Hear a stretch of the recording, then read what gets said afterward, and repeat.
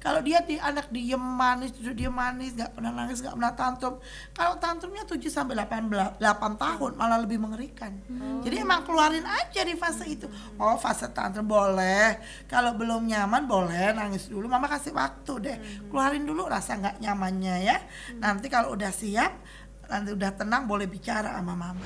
Kalau kita dulu waktu kecil ada seperti itu malah disuruh diam nggak kamu, diam nggak. Lu punya anak laki-laki ya, kadang-kadang kan anak laki-laki itu kuat, nggak boleh nangis. Ayo diam nggak mama. Awas kalau nggak mau diam. Nah itu ternyata membuat anak laki-laki kita akhirnya memiliki inner child yang dia pokoknya harus diam. Ada apapun dia diam, nggak peduli daripada disalahin. Jadi nggak apa-apa bilang aku lagi nggak baik-baik saja ya. Ke siapa dok? Ya. Bilang ini ke siapa? Dan kadang-kadang kita bilang karena kita kamu nggak tahu nggak sih mama tuh capek gitu. Nangis sepatu aja nggak bisa gitu ya. Padahal cuma bilang dek sepatunya taruh sini.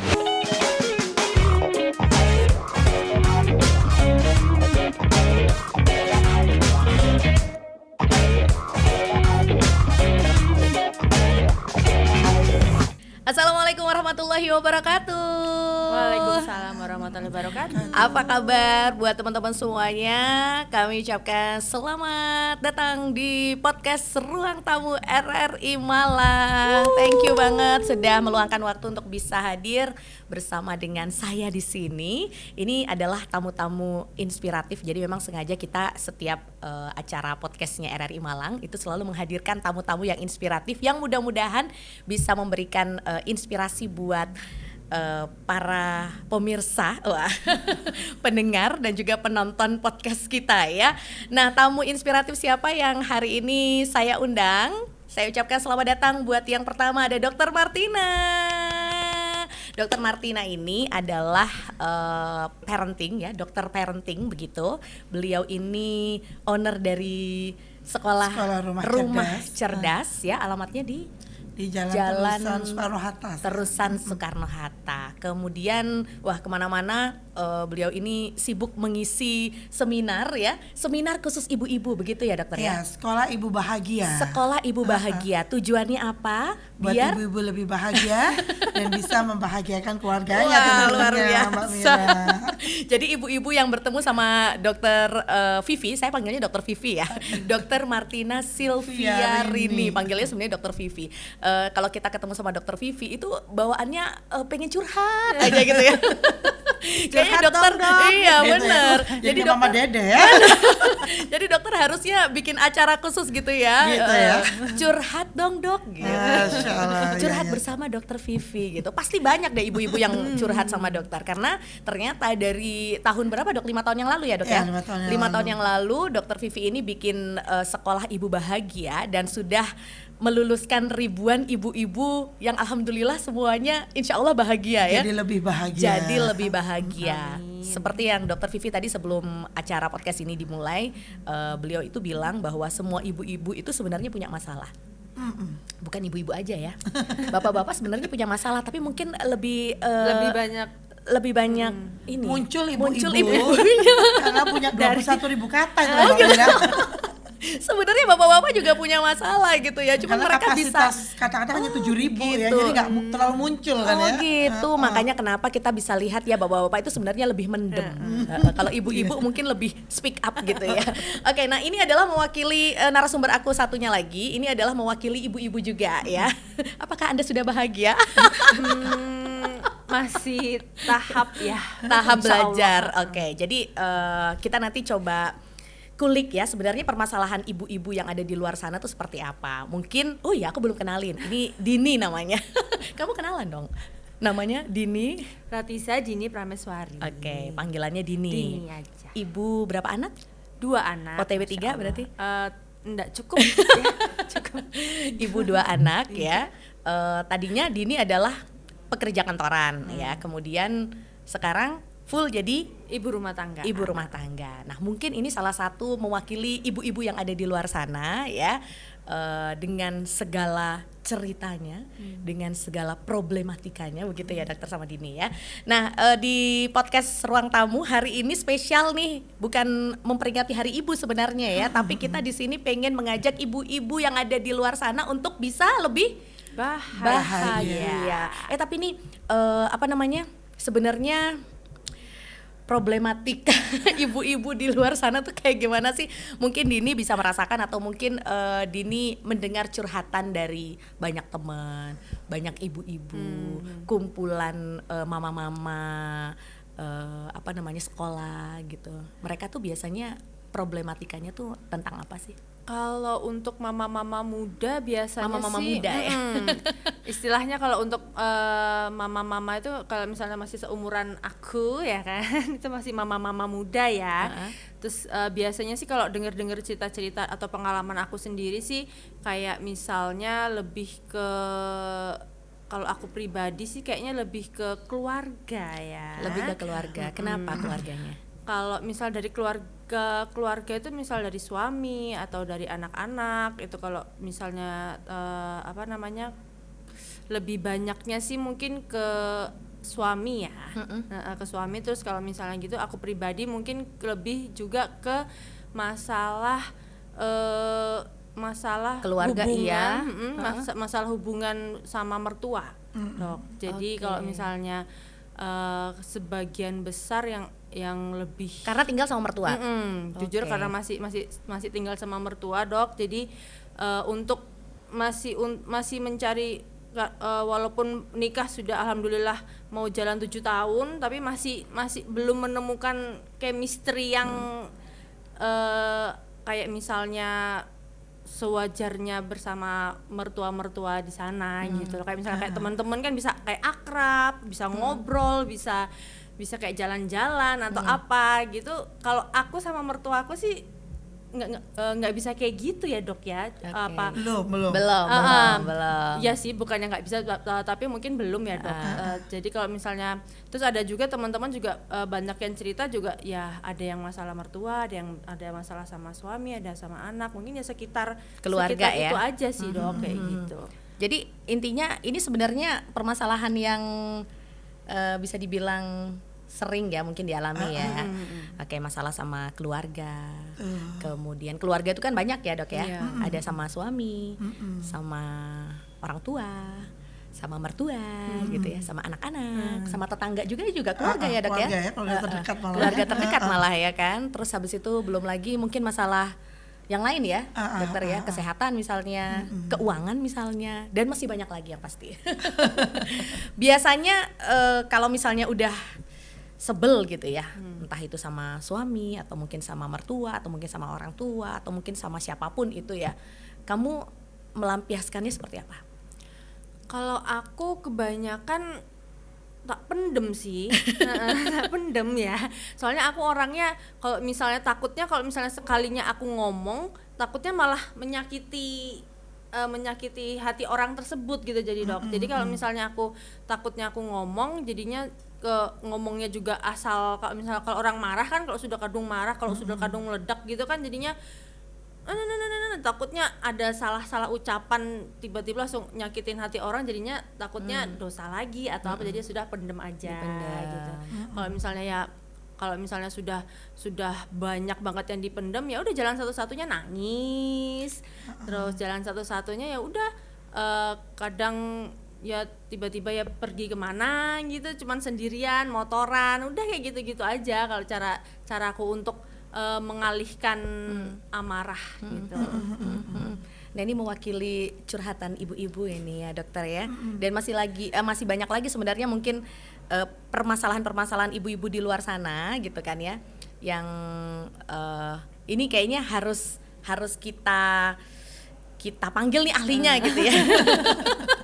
Biar apa? Biar ibu-ibu yang ada di luar sana itu bisa lebih bahagia gitu ya. Tapi sebenarnya kalau ibu stres itu wajar nggak sih, Dok? Ya wajar lah, masih manusia ya. Kalau nggak stres berarti robot dong. Soalnya aku tuh ngerasa bahwa ibu-ibu zaman sekarang itu kayak terlalu banyak overthinking gitu ya, Dok ya. Terlalu banyak yang difikirkan sampai akhirnya stres gitu ya, Dok ya.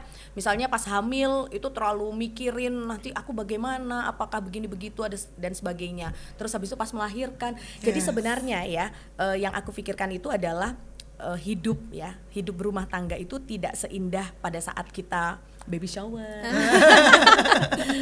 Bridal shower, benar gitu ya dokter ya. Yes. Itu indah-indah banget itu ya dokter ya. Tapi setelah itu tuh ternyata banyak sekali Tantangan yang ada. tantangan Ujian-ujiannya. yang ada. Oke, coba kita tanyakan sama dokter Vivi. Nah kira-kira wajar nggak sih dok kalau ibu itu stres gitu ya? Ya wajar ya, karena kita itu masih hidup, berarti kita ada tantangan-tantangan kehidupan. Nah sebenarnya tantangan-tantangan itu bisa membuat kita lebih bertumbuh. Dengan ada tantangan itu membuat kita menjadi akhirnya belajar, dan kita akhirnya mendapatkan ilmu, kita bisa menghadapi tantangan itu dan akhirnya kita naik level. Ibaratnya dunia kehidupan ini sebenarnya kita kayak sekolah sih. Kalau mamanya sekolah itu kan ada kelas 1, 2, 3, 4, 5, 6 ya. Kalau guru kelas 1 kasih soal nih ya ke Mbak Mira ya, ke Mbak Dini gitu, 1 tambah 1 berapa gitu. Mbak Mira jawab 3, Mbak Dini jawab 4, maka apa yang terjadi? Pasti disuruh hair deh, ya nggak? Suruh remedi kan? Remedi langsung. Akhirnya diremedi, belum bener nih Mbak Mira nih, Mbak Dini nih, ayo dipelajarin lagi, kerjain lagi dengan benar. Kemudian jawab lagi, 1 tambah 1 jawab 5 sama Mbak Mira, yang satunya 1 tambah 1 jawab 7. Gurunya juga bilang maaf belum bisa betul itu, ayo belajar lagi, ayo kerjain lagi. Nah itulah universitas kehidupan kita yang saat ini kita sedang hadapin. Jadi Allah itu juga memberikan kita level-level sesuai kemampuan kita gitu. Kalau hari ini kita kelas 1 dikasih soal kelas 1. Kalau memang kita belum bisa jawab, sama Allah akan dikasih waktu lagi untuk bisa jawab. Nah disitulah kita pentingnya untuk bisa iqra, baca, belajar. Dengan apa? Dengan ilmu. Ibaratnya ada kata pepatah mengatakan, jika seni itu membuat hidup menjadi lebih indah, ilmu itu membuat hidup menjadi lebih mudah, dan kalau kita memiliki iman agama, membuat hidup kita menjadi benar. Maka di sini pentingnya kita belajar sehingga hidup kita menjadi lebih mudah. Misalnya ngadepin anak aja Mbak Mira. Anak itu di usia 18 bulan sampai 6 tahun ada fase namanya tantrum. Ya Oke, kita kan, merasakan tahu ya? itu. Tantrum itu kan ledakan emosi anak kalau dia nggak diturutin ya. Dia akan pakai berbagai cara. Mama mau es krim, maaf bilang nggak mau es krim. Dia udah mulai serius, mulai heboh, mulai gini. Dan anak tuh pintar, apalagi di 2-4 namanya The Terrible 2, 2 tahun yang mengerikan. Nah, ya. 2 tahun yang mengerikan. Dan dia cerdas banget. Kenapa?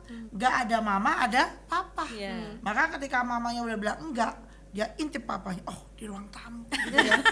Ada siapa? Ada tamu gitu ya. Ada tamu, kan dia bilang, papa es krim. Dia bilang sama mama, papa es krim. Sama mama, papa es krim. Oh, dia mulai naik meja, mulai ganggu tamunya, mulai break dance, lari balik, kecap, semua dikeluarin sama dia ya.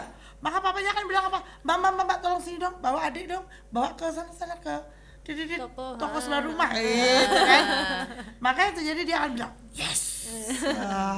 Ternyata kemudian naik level nih ayahnya nih, ikut parenting sama mamanya. Oh ternyata nggak boleh ya gitu tuh ya. Udah mulai mamanya kekeh. Mama es krim, ingat pilek, janjinya apa? Dia lari, nggak ada mama, nggak ada papa kan? Papa es krim. Udah tanya mama boleh nggak tadi? Enggak.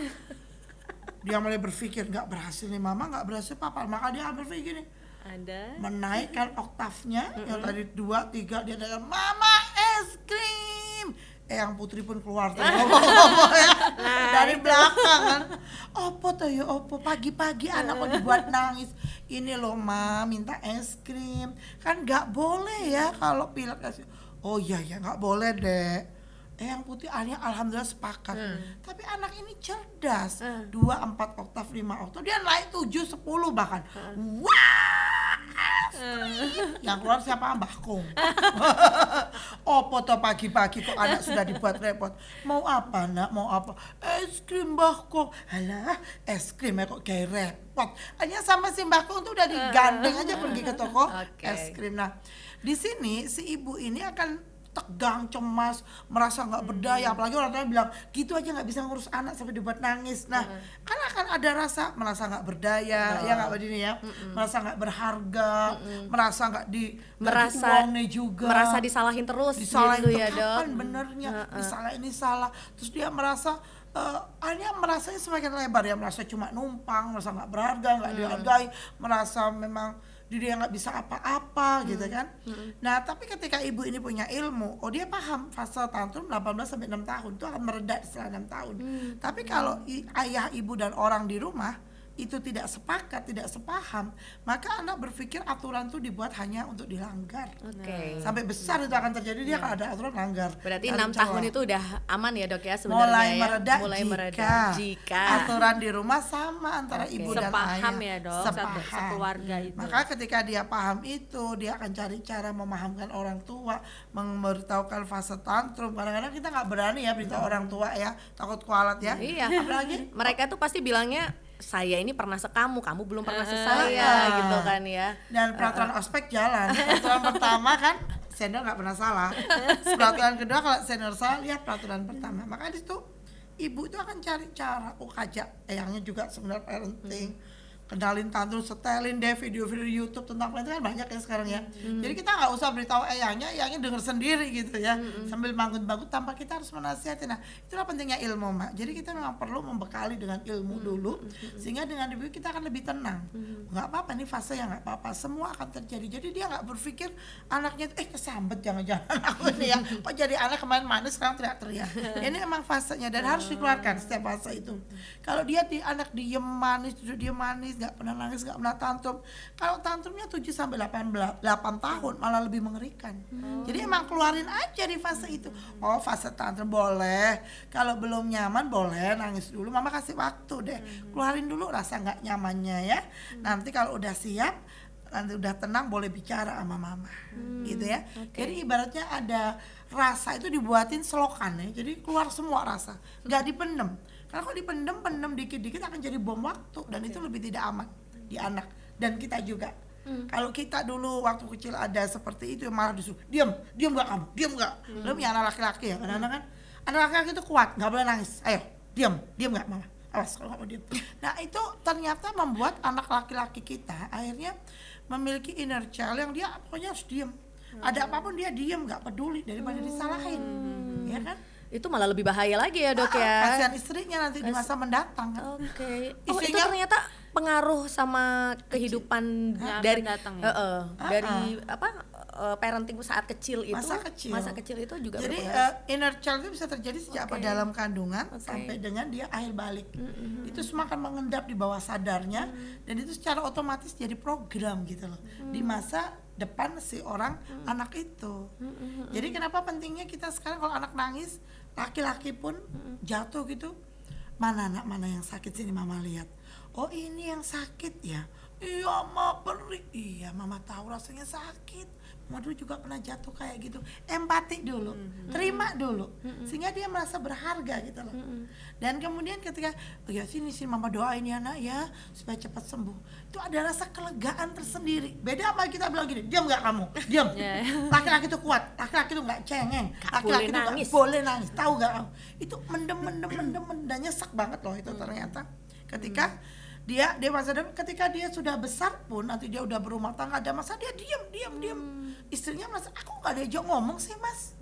Ya udah terprogram kan dia harus diam, dia nggak boleh ngomong. Oke. Jadi memang perlu menyalurkan. Sama ya ketika ibu yang merasa nggak nyaman, kadang-kadang ibu tuh tanpa sadar bilang, ih aku baik-baik saja, aku oke, aku baik-baik saja, aku kuat, aku harus kuat. Nah, Aku bisa sendiri. aku bisa sendiri melakukannya, nggak butuh loh gitu ya. Ternyata itu yang malah membuat sesek di dada ya. Jadi kita tuh manusia itu yang kita harus ingat, kesempurnaan itu milik Allah. Nggak ada manusia yang sempurna bisa semuanya. Jadi terima perasaan itu, is okay not to be okay. Jadi nggak apa-apa bilang aku lagi nggak baik-baik saja ya. Ke siapa hari dok? ini ya. Bilang ini ke siapa? Kita bisa bilang ya, misal kita masuk kamar dulu nyalain entah murota, entah lagu yang keras, kita bilang sama bantal, aku nggak baik-baik saja, aku sebel sama ibu tadi, ibu tadi belanja nawarnya kebanyakan, aku sebel, pukul deh tuh bantalnya, tapi keluar tuh energinya. Oke. Udah nggak kita pendem. Oke. Tuh kamu nawar kenemenan. Kita lagi jualan ditawar kenemenan, boleh itu ternyata. Jadi kita bilang aja. Kemudian juga bisa melalui journaling ya. Journaling itu kita menulis perasaan kita. Zaman Jadi, dulu tuh ada kayak diary Nah, gitu diary itu kan. ternyata merilis emosi Kalau Mbak sekarang tuh Nora. nggak ada diary, Dok, caption. Caption ya, karena semua pakai Status, tuts ya, ya. status. Status itu mewakili perasaan katanya dok. Jadi ternyata ketika kita itu ada sesuatu yang tadi is okay not to be okay, lagi nggak oke itu ternyata kita bisa menulis namanya unsent letter. Surat yang tidak dikirimkan. Kita tulis semua perasaan kita. Semuanya si ibu tadi ya. Ya ampun, ya ampun, ya ampun. Ini orang dari planet mana? Menyebalkan banget. Tulis semua, nggak apa-apa gitu. Semua perasaan kita, kata-kata kita selesai menulis, kita udah lega itu. Oke. Udah nggak perlu dikirim. Oh Kan? iya, itu jadi kayak kenang-kenangan kita ya mungkin ya. Setelah Setelah kita tulis di selesai, jurnal itu, bisa disobek, selesai urusan. Oh baik. Perasaan negatifku keluar hilang bersama rasa dan surat yang aku sobek-sobek dan buang ini. Udah kita buang sampah emosi. Setiap si ibu itu mengalami kesetresan itu tadi ya, misalnya menemui apa kejadian yang bikin dia sebel. Ya, cara satu-satunya yang bisa kita lakukan itu tadi ya berarti ya, Iya. menuliskan Kita taken off sejenak, berhenti berhenti sejenak. Jangan berinteraksi sama anak dan suami. Kenapa? Karena vibrasinya masih ke bawah tuh, vibrasi marah, akhirnya kena suami. Nggak apa-apa, ngapain si papa tuh diem aja gitu, nggak tahu apa aku repot. Suami Kebanyakan juga gini. lebih kena ke anak sih kalau Anak. saya. Seringnya gitu. Kenapa? Karena suami nggak berani ya, karena takut nggak dapat peran. Karena suami jauh juga. Jauh juga ya. Tersering begitu. Ini sering jadi korban itu anak pertama. Kasihan Nah, ya. iya tuh. Anak pertama itu kadang-kadang memendam inner child ibunya, ditaruh ke anaknya untuk sebagai sasaran peluapan emosi. Dan kadang-kadang kita bilang ke anak kita, kamu nggak tahu nggak sih mama tuh capek gitu. Nari sepatu aja nggak bisa gitu ya. Padahal cuma bilang, Dek sepatunya taruh sini. Waktu anaknya dinasihati dengan cara mamanya curhat tadi, ini cuma gini dok. Melongo, tapi dia merekam loh itu. Ini mama ngapain tiba-tiba datang-datang Ngapain terus gitu habis ya. itu ngomel gitu ya. Oke. Jadi anak pertama itu rata-rata menjadi trial and error ibunya. Trial and error Error ibunya. Itu anak pertama, kasihan ya Dimana anak pertama ibu ya. yang belum berdamai dengan dirinya sendiri. Baik. Jadi sebelum kita itu menjadi ibu, kita harus paham dulu ya, apa sih hakikat menjadi ibu itu. Kalau kita lihat ya, banyak wanita di luar sana yang sampai saat ini belum mendapat pendamping hidupnya. Dan hari ini kita sudah punya pendamping hidup. Itu yang perlu kita syukuri yang Maka itu pertama. anugerah pertama yang kita perlu bilang alhamdulillah. Alhamdulillah.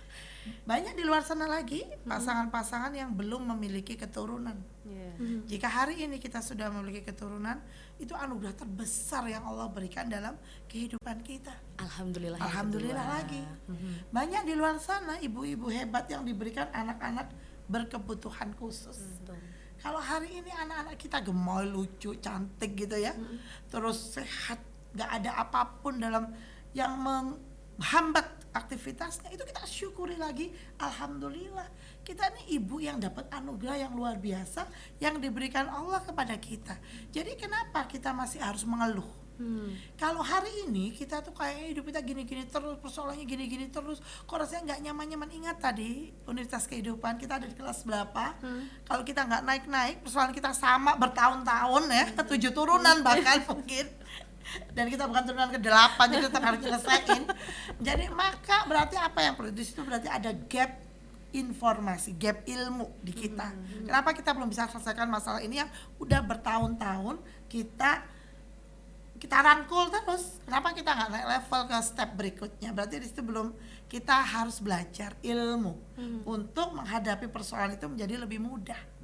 Kita perlu komunitas yang menguatkan, kita perlu lingkungan yang mendukung, dan itu tidak bisa kita tuntut dari suami, anak, mertua atau orang terdekat. Kita perlu keluar. Keluar artinya mencari komunitas yang positif, mendukung kita, cari ilmu.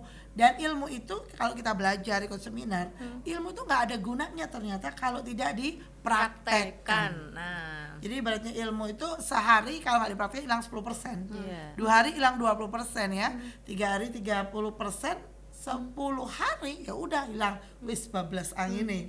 Ini Dokter Vivi kan ketemu sama banyak ibu-ibu yang pasti ya dengan berbagai macam problematik kehidupan ya, yang mungkin menurut Dokter Vivi masalahnya tuh itu aja sebenarnya gitu loh ya kan gitu ya. Sebenarnya permasalahan apa sih yang paling sering, paling banyak gitu, paling Best banyak? seller ya, Best seller ya.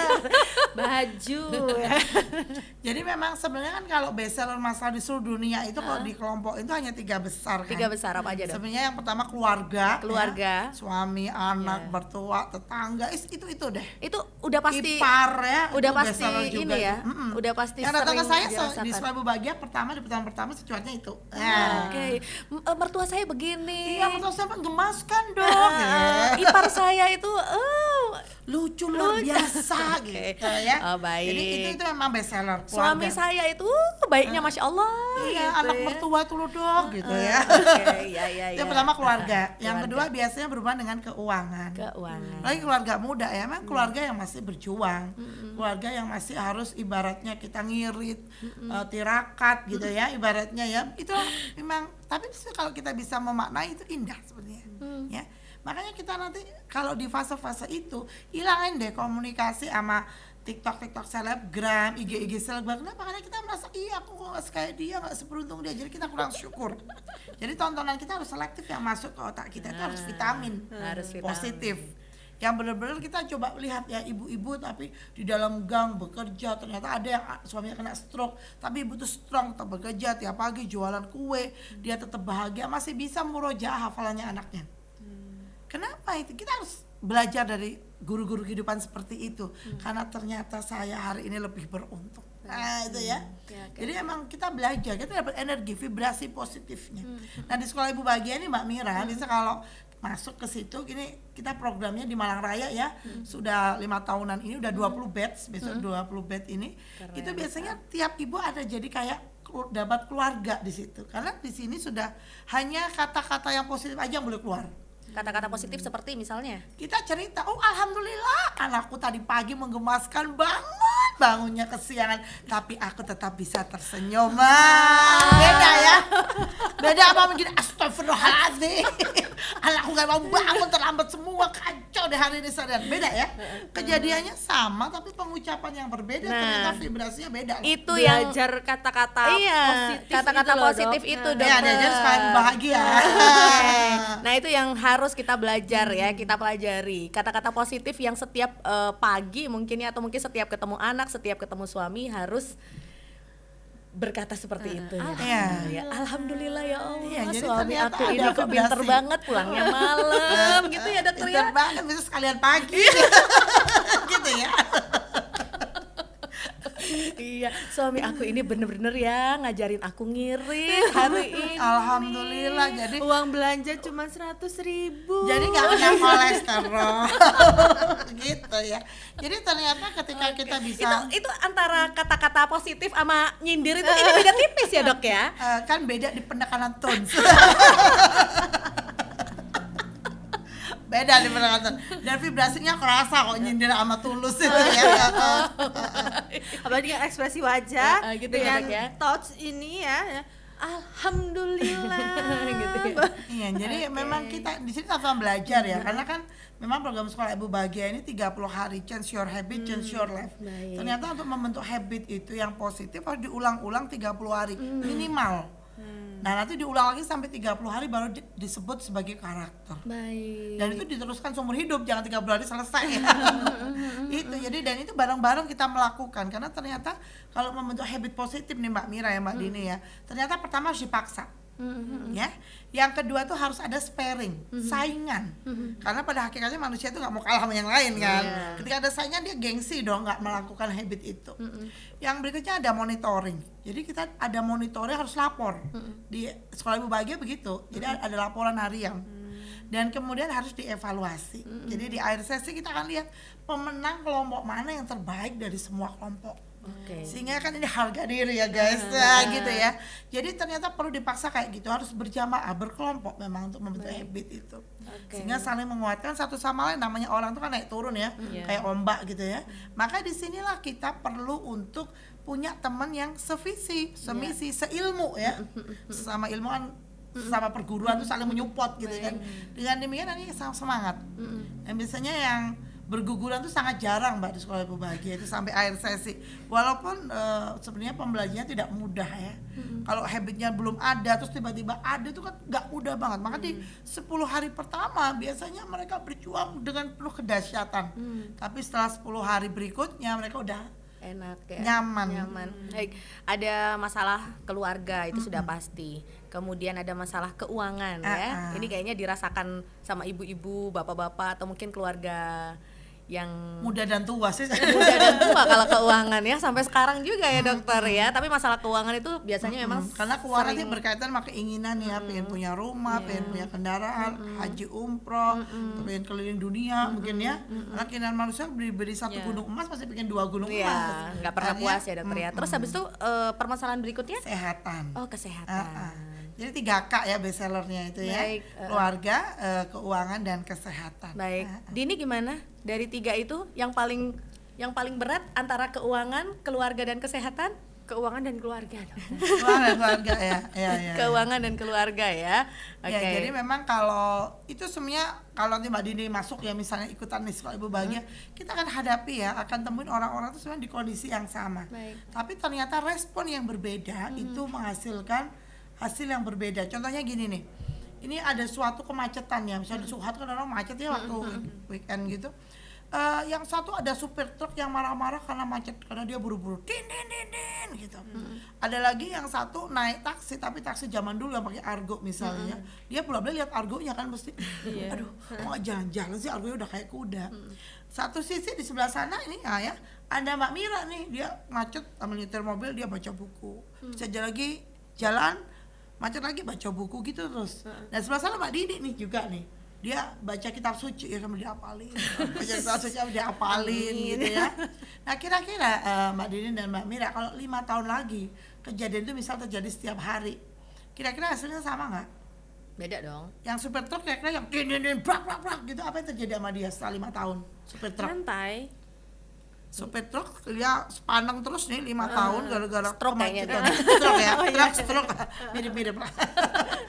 Kira-kira kalau yang tadi naik taksi pakai argo tadi kira-kira apa yang terjadi? Argo terus 5 tahun tuh kayak gitu. Kira-kira tiap hari apa yang terjadi sama dia? Bangkrut ya. Bangkrut ya. Dia sakit jantung mungkin dia jantungnya. Nah, yang Mbak Mira tadi baca buku, nyetir lagi, baca buku, nyetir lagi, apa yang terjadi? Pinter dong aku. Pinter, dia udah jadi PhD ya langsung Iya mungkin ya. Dini apal Quran langsung dia. dia langsung jadi hafizah ya, hafiz Quran. Nah, yang mau saya ini kita lihat di sini adalah kejadiannya sama nggak tadi? Kejadiannya sama. Di tempat yang sama gitu. Tapi hasilnya beda nggak? Pasti. Berbeda. Apa yang membedakan dari mereka berempat? Kebiasaan. Kebiasaan, apa lagi? Apalagi dok? Respon. Responnya dia dalam menghadapi suatu keadaan itu berbeda. Yang supir truk tadi marah-marah seperti din gitu ya. Yang naik taksi tadi gelisah, cemas. Yang Mbak Mira tadi tetap tenang baca buku ya, dapat ilmu. Mbak Dini tadi tetap tenang baca Quran gitu ya. Kejadiannya sama, tapi karena respon menyikapinya berbeda, ternyata menghasilkan hasil yang berbeda. Artinya Di sini kita ibu ini dengan ilmu kita akan belajar merespon setiap kejadian yang hadir dalam hidup kita itu dengan yang terbaik. Karena apapun skenario yang hadir dalam hidup kita itu tidak ada yang salah. Karena Allah sudah izinkan itu terjadi dalam kehidupan kita. Dan itu adalah yang terbaik dari Allah untuk kita. Misal kita mau nyalahin siapa misalnya Bu RT, dasar Bu RT, Bu RW, Bu Lurah, semua disalahin. Satu jari menunjuk orang lain, 4 jari kembali ke kita. Okay. Jadi daripada kita marah-marah, mengeluarkan vibrasi negatif, kita bilang sama Allah ya. Karena saya muslim, saya bilang ya Allah, saya terima semuanya. Kata terima ini membuat Allah itu akan terenyuh lihat kita. Dan setelah pertolongan Allah akan hadir. Baik. Nah, mudah-mudahan setelah obrolan kita hari ini ya, kita juga pengen menularkan afirmasi positif ya untuk para pendengar, pemirsa yang lagi nonton juga. Semoga bisa lebih positif lagi ya. Amin. Kata-kata yang kita keluarkan dari mulut kita itu bisa kata-kata yang lebih Positif itu tadi ya, itu yang benar-benar sampai sekarang pun aku juga harus belajar itu dokter. Semua dipositifin gitu ya. Semua dipositifin ya, ketemu sama anak harus positif, ketemu sama suami juga harus positif, ketemu sama orang tua, ketemu sama mertua, ketemu sama ipar, sama orang-orang yang ada di sekitar kita, termasuk teman-teman kerja kita mungkin ya. Iya, jadi kehadiran kita itu menjadi pribadi yang dirindukan gitu. Kalau kita hadir di situ, semua orang akan bahagia karena kita hadir. Jangan sampai orang bilang gitu, dia ada nggak sih? Enggak, kayak nggak ada. Jadi kita aja langsung keluarin vibrasi positifnya. Karena yang positif itu akan menarik yang positif-positif yang hadir. Soalnya kalau vibrasi kita itu tidak positif, negatif ya, maka negatif-negatif itu akan nyempel ke kita. Jadi pilih yang positif aja. Maka kita cari circle yang positif. Dok, kalau tempat kerja saya nggak positif, gimana? Kita ciptain kepositifan itu. Ya? Kita yang menciptakan ya, Dok ya. Dan menciptakan itu ternyata tidak dengan kata-kata, tapi dengan sikap. Semua orang itu memang dilahirkan dengan permasalahan ya, Dok ya. Kita nggak tahu hari ini mungkin kita bahagia ya. Kita nggak ngerti lagi, mungkin 5 tahun 10 tahun mudah-mudahan kita masih bahagia ya. Amin. Tapi pastinya juga ada permasalahan-permasalahan yang harus kita hadapi begitu ya. Katanya orang tuh 5 tahun pernikahan itu apa, Dok? Ya memang itu kayak kawah Chandra di muka ya. Tapi memang ketika kita itu belajar ya, ini kita belajar dari kurva Kubler ya. Kubler itu kayak gini kurvanya. Jadi ada kurva yang masuk ke dalam banget kayak jurang gitu ya. Itu cara orang untuk menyikapi keadaan. Jadi di titik pertama sini, ketika menghadapi suatu hal yang baru, orang tuh mesti shock. Wajar nggak? Wajar. Itulah respon pertama. Ternyata begini rasanya. Dan naik lagi kurva itu di titik ujung nih gunung yang kedua ini adalah namanya denial. Denial itu biasanya apa? Denial itu kita bilang ini bukan aku, harusnya nggak aku, nggak adil deh aku yang mengalami ini, nggak adil. Marah-marah, nggak terima, teriak-teriak, menyalahkan semua orang gitu. Itu denial namanya. Kalau denial diterusin dia akan turun kurvanya ke sini. Nah di titik turun ini namanya frustasi. Frustasi itu ditandai dengan apa? Dengan setiap kali kita ketemu orang siapapun itu kita akan cerita masalah kita. Tahu nggak sih Mbak Mira? Tahu nggak sih Mbak Mira? Itu aku nak pinjol 15 loh. Tahu nggak sih Mbak Mira? Aku tuh kondisi gini, suamiku tuh gini, mertua aku tuh nggak paham. Gimana sih Mbak Mira? Misalnya ada lagi ketemu orang lagi, dia akan cerita masalah. Jadi setiap orang ketemu dia, orang akan tahu dia akan cerita masalahnya gitu ya. Itu dia ada di fase frustasi. Jadi dari denial, kemudian dia kayak putus asa gitu nggak sih? Nanti turun lagi namanya yang di cekungan ini yang bawah itu namanya depresi. Depresi ini fasenya beda-beda tiap orang mengalami depresi.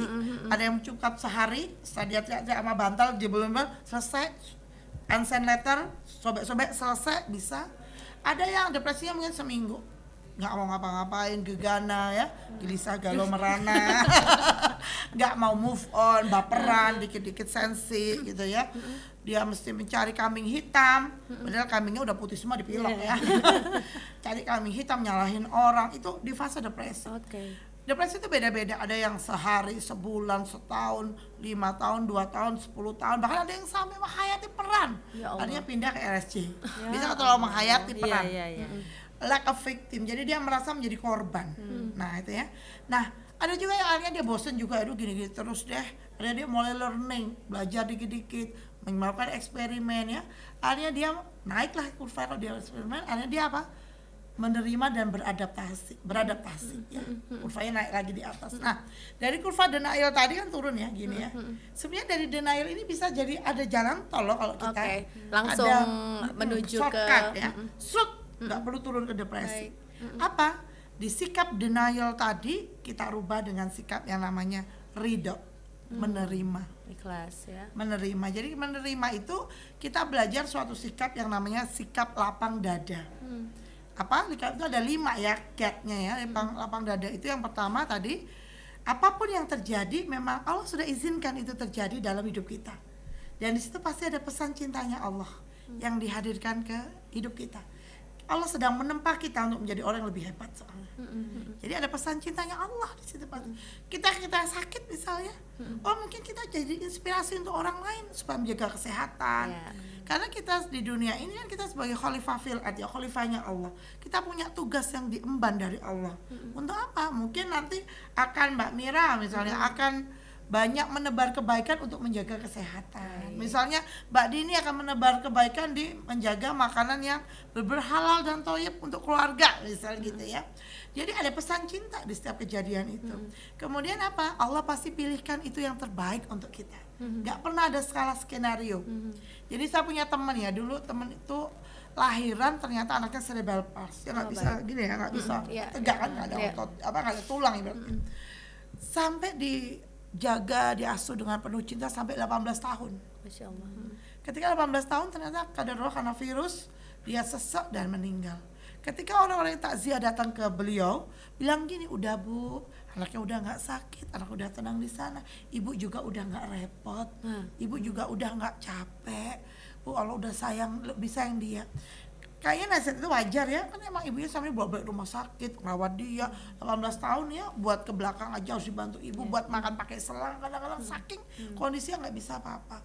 Tapi apa kata ibu? Enggak, anak ini nggak pernah ngerepotin saya, anak ini nggak pernah membuat saya lelah, dia anugerah buat saya. Dulu saya sama suami katanya mau berpisah, tapi karena dia hadir, ayahnya lebih perhatian ke rumah. Saya yang dulu tawaf di mall, saya akhirnya karena di rumah terus, temen nengok, Bu, gimana kalau rumahnya dibuat taklim? Di situ saya menemukan Tuhan saya di situ menemukan Allah. Jadi anak ini anugerah. Jadi semua ada pesan cintanya. Semua ada pesan cintanya ya. Nah ini jadi pembelajaran juga nih buat kita pastinya ya. Di saat kita mungkin merasa bahwa hidup kita ini banyak masalah, mengeluh aja gitu ya dokter ya. Dan yang ketiga ini belum selesai. Belum selesai, baik. Allah Ada lagi. itu tahu kemampuan kita. Jadi nggak mungkin berikan yang di luar kemampuan. Sekiranya orang di dunia bilang berat, berarti Allah lihat kita mampu di situ. Dan setiap apa yang diberikan pada kita dan kita sabar, Allah menghapuskan dosa kita dan mengangkat derajat kita. Dan yakinlah bahwa pertolongan Allah itu dekat. Baik. Tinggal minta. Dan harus yakin. Karena Allah itu sesuai persangaan hambanya. Misalnya saya pengen mic ini, aduh pengen banget mic-nya udah deket nih, pengen mic nih, deket mic. Kemudian kita bilang gini, kayaknya nggak mungkin deh aku dapat mic ini. Udah nggak dapet. Harus yakin. Jadi Allah tuh maha oke di oke yang terakhir. Maka kenapa kita harus berbaik sangka kepada Allah ya, berhusnuzon, positive thinking, dan positive thinking itu terucap dari kata-kata kita. Maka kenapa harus memilih kata-kata yang positif? Karena kata-kata itu doa. Baik, oke. Semoga setelah ini kita bisa menjadi ibu yang bahagia. Itu harapan kita semua ya. Gimana dari Dini setelah tadi kita dengerin apa yang disampaikan sama Dokter Vivi? Sudah mulai plong ya yang pasti ya. Kayaknya harus ikut sekolahnya dokter deh ya. Sekolah ibu bahagia sekolah ya. Ibu bahagia. Biar bisa lebih bahagia lagi, tidak pura-pura bahagia ya dong. Iya, nah. Jadi kenapa nggak bahagia itu salah satunya kita pura-pura bahagia. Sama kayak kita misalnya belum kaya, kita pura-pura kaya. Itu nyesek banget ya. Nyesek banget gitu. Jadi apa adanya, terima apa adanya, kemudian jadilah apa adanya, sehingga dengan apa kita enteng itu menghadapi hidup. Jadi ketika kita itu udah merasa lelah nih, nggak kuat ya Mbak, namanya kadang-kadang bertubi-tubi ya, kita boleh loh bicara sama Allah ya. Ibaratnya mobil itu bisa jalan kalau di tangkinya siapa nih Mbak Mira, Mama Dini? Bensin dong. Kita juga punya tangki nih. Kalau mobil tangki bensin, kita namanya tangki spiritual. Jadi kita bisa waras, bisa tenang, nggak ngomel di pagi hari nih ya buat mak-mak ya. Maka tangki kita pun harus terisi dengan optimal. Tapi namanya tangkinya itu adalah spiritual, yang ibaratnya HP, kalau baterainya habis perlu dicas, kita pun perlu dicas. Dicasnya kapan? Sepertiga malam. Kita ngecas ke energi yang super dahsyat, ya Tuhan. Dan kita bisa bilang, ya Allah, aku itu nggak mampu apa-apa ya Allah. Karena memang manusia itu didesain untuk nggak bisa menyelesaikan masalahnya sendiri, Mbak Dini. Manusia itu didesain untuk selalu melibatkan Allah dalam penyelesaian masalahnya. Dan sebagai manusia, sebaik-baiknya manusia itu adalah manusia yang paling banyak manfaatnya untuk orang lain. Maka lakukan sesuatu untuk orang lain, di situ nanti Allah akan terenyuh melihat kita dan Allah akan selesaikan urusan kita. Jadi mekanismenya bukan kita tuh mikir gitu ya. Misal nih, Mbak Mira sama Mbak Dini pegang deh mic ini, coba dipegang, diangkat dipegang ya. Wah, kita angkat semua ya. Baik. Kalau semenit lurus tangannya coba, semenit lurus. Baik. Gimana rasanya? Berat? Pegel ya. Kalau setengah jam? Lumayan juga. Sehari? Aduh ya. Seminggu? Setahun? Ini ibaratnya kalau kita punya masalah, kita fokus ke masalah kita. Jadi kita akhirnya fokus ke sini, energi kita ke sini, kita akan lelah karena berat. Maka caranya gimana? Taruh dulu masalahnya. Taruh dulu. Kita fokus 80% peluang. Apa peluang kebaikan yang bisa aku lakukan untuk orang lain? Kenapa kamu melakukan untuk orang lain? Karena ketika kita melakukan kebaikan untuk orang lain, Allah sendiri yang selesaiin masalah kita. Masya Allah. Ya. Jadi emang mekanisme bukan kita mikirin terus masalah kita nggak akan bisa selesaiin ya tanpa melibatkan Allah. Makanya taruh dulu masalahnya, yuk fokus berbuat kebaikan. Siapa yang terdekat? The number one klien itu adalah keluarga, suami dan anak-anak. Dan dua pasang bidadari pembuka pintu rezeki itu adalah orang tua dan mertua. Jadi ketika Allah mentakdirkan kita masih hidup sama orang tua, masih tinggal sama mertua, di situ sebenarnya kita sedang dapat tiket surga, golden ticket. Ketika kita bilang hamba ridho ya Allah, hamba terima. Tapi ketika kita masih marah-marah, mungkin marahnya nggak ekstrim tapi diem aja. Sebenarnya itu kalau kita diem ada persoalan, endapan emosi itu akan numpuk. Dan itu akan mengendap ke salah satu organ tubuh kita dan itu bisa menjadi penyakit. sakit. Nah itu Yuk, dia rilis. Oke, kita Terima, harus rilis. ridho Terima, itu tadi lepas. Terima. Ibaratnya gini, coba Mbak Mira sama berdiri nafas. Jangan dikeluarin. Oh, jangan dikeluarin, belum dikeluarin. Nah, semenit, 2 menit, 3 menit, 4 menit gimana rasanya? Ngep dong. Ngep doang ya. Itu sama dalam kehidupan. Ketika kita ambilkan suatu emosi yang kurang positif masuk ke diri kita, keluarin. Supaya apa? Supaya nggak ngep di dalam dada kita gitu. Jadi ada masuk, ada keluar. Nah, begitu. Oke, baiklah. Ya, kembali lagi bahwa semua orang itu pasti punya permasalahan ya. Tinggal bagaimana kita menyelesaikan permasalahan itu. Entah itu permasalahannya tentang keuangan, entah itu permasalahannya tentang keluarga ya, atau mungkin kesehatan ya. Allah itu pasti akan memberikan ujian itu kepada kita. Ada yang cuma satu aja, ada yang dua, ada yang semuanya, dokter. Memang karena gitu ya. dianggap mampu, ingat, dianggap mampu dan Allah ingin mengangkat derajat kita menjadi lebih tinggi. Ketika kita bilang saya terima ya Allah, saya ridho, saya terima karena Engkau pasti menolong hamba. Di situ pertolongan Allah hadir dan persoalan kita selesai. Karena emang kita nggak bisa nyelesain sendiri kan tadi Mbak Mira. Iya. Wah, seru banget ya hari ini. Kita udah banyak sekali dapat ilmu ya dari Dr. Vivi. Mudah-mudahan saya, Dini dan juga ibu-ibu yang lain yang ada di luar sana ini bisa bisa lebih bahagia lagi, bisa kita ambil hikmahnya, bisa kita ambil pelajaran yang kita dapatkan hari ini. Nah, saya mau ke Dini dulu nih sebelum nanti closing statementnya ke Dr. Vivi. Dini, dari apa yang tadi sudah disampaikan sama Dr. Vivi, apa yang bisa kamu ambil pelajaran yang berharga buat kamu dan juga kehidupan kamu ke depan, termasuk bersama dengan suami, anak-anak, orang tua yang pasti? Yang paling utama sih kayaknya harus lebih positif lagi ya dokter ya, kayak misalnya berpikiran positif, ucapannya pun harus positif. Jadi orang-orang yang tadi aku seneng sih kata-katanya, jadi kalau misalnya orang-orang ketemu kita tuh kita dirindukan gitu kan. Jadi bukan kalau ketemu kita dijauhin atau kita tanya situ ada nggak. Jadi pokoknya intinya harus positif dan kurang-kurangin overthinking kayaknya. Ya, kurang-kurangin overthinking. Oke, pesan-pesan apa ini buat para ibu yang ada di luar sana, dokter? Jadi ketika apapun yang terjadi ya dalam kehidupan kita, maka yang pertama terima dulu ya. Karena tidak ada skenario yang salah yang dihadirkan Allah dalam kehidupan kita. Dengan kita menerima itu berarti sebenarnya kita sudah akan lebih tenang. Kenapa? Karena kita yakin kita tuh nggak sendiri ya. Kita punya Allah. Maka kuatkan tangki spiritual kita. Yakinlah bahwa bahagia itu adalah milik kita. Maka ketika ingin bahagia, hilangkan kata seandainya dan seharusnya. Oke, seharusnya aku nih jadi istri jenderal. Nggak pernah bahagia ya. Seandainya aku nikahnya sama dia bukan yang ini gitu. Nggak akan merubah takdir, nggak akan merubah keadaan gitu ya. Jadi terima.